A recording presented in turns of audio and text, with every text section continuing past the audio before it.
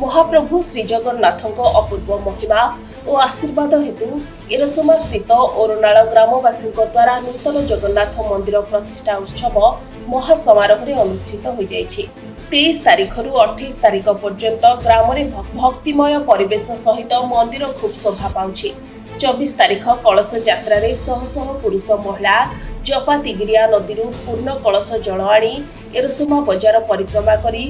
वाद्य संगीत हुलहुली और हरिबोल रे कंपी उठिथिला समग्र अंचल। एहापरे यथाविधि मंत्र पाठ सहित नीतिकांति संपादन परे सूर्य पूजा गोपूजा रुद्राभिषेक विग्रह मानकर महास्नान श्री विष्णु सहस्र नाम यज्ञ गीता यज्ञ तीन ठाकुर रत्न सिंहासन विजे 27 तारीख संध्या 7 घटिका समय समापन हेबो एवं एहापरे नगर कीर्तन 28 तारीख रे पालन हेबो।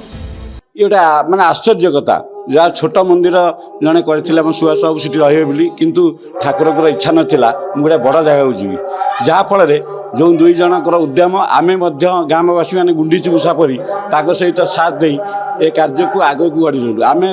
मंदिर थिला आहरी 50 लाख भितर हम कि कोटिए जाए पड़ेगा सी ठाकुर इच्छा आमर कि नुह एत कम दिन भितर प्राय एरिया भितर एमती मंदिर प्राय आम देखिनु जहाँ लोक मान उत्साह समस्त सहयोग ओरनालवासी मान धर्मीय चिंताधारा ही ए मंदिर को आज एत शीर्ष स्थान को ले जाइए। जगन्नाथ मंदिर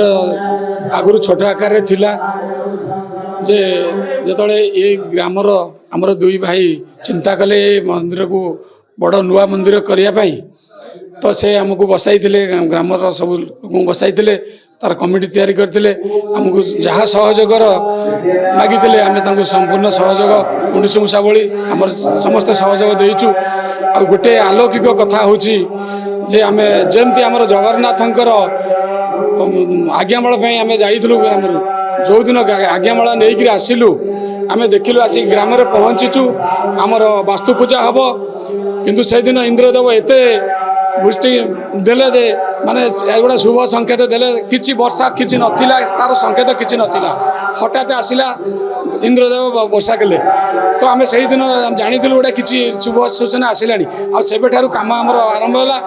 ये एत शीघ्र एत बड़ मंदिर ठिया हम आम कहीं भी विश्वास कर आम समर्पित हो जाइलु किंतु सी आमको आगे जमी चलला भाया बाट देखे नहीं नहीं चलिले आज एत शीघ्र एत बड़ मंदिर होती आमर जो जगन्नाथंकर जहाँ तार विधि दारू चिन्हट ठारू आरंभ करी आम दारू चिन्हट करी दारू को विधि विधि विधान आनी एटी आमर जमती अणसर रहती ठाकुर 21 दिन मूर्ति गढ़ाला पर आज आज तार प्रतिष्ठा उत्सव पालन करा जाउची।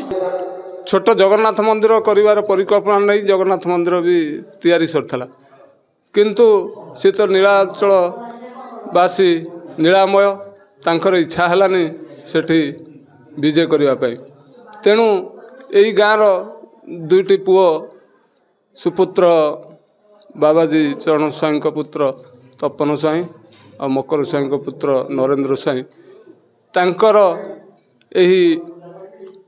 चेतना ईश्वरंकर सहाय से माने आम ग्रामवासी मुरबी मान बसई गोटे परिकल्पना कले आम शिव मंदिर प्रांगण में गोटे जगन्नाथ बलदेव सुभद्रा चतुर्धामूर्ति मंदिर स्थापन करने तेणु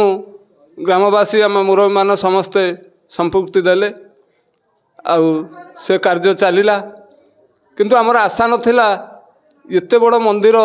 हम जगन्नाथ एठी विजय करेंगे तेणु जहा हूँ ग्रामवासी मानकर साहाय्य सहानुभूति से मानकर अनुदान आउ आज आमको यही स्थान रे पहुँचाई पारिछि तेणु से भावर ठाकुर सब से भावर तांक इच्छा रे ही ये संसार चलुछि तेणु आमे केबे परिकल्पना करिनथलु आमे एते बड़ मंदिर करी एठी से जगन्नाथ चतुर्धामूर्ति की विजय करू बोले। एरसोमारू राकेश सुतारଙ୍କ रिपोर्ट सनस्टार टीवी।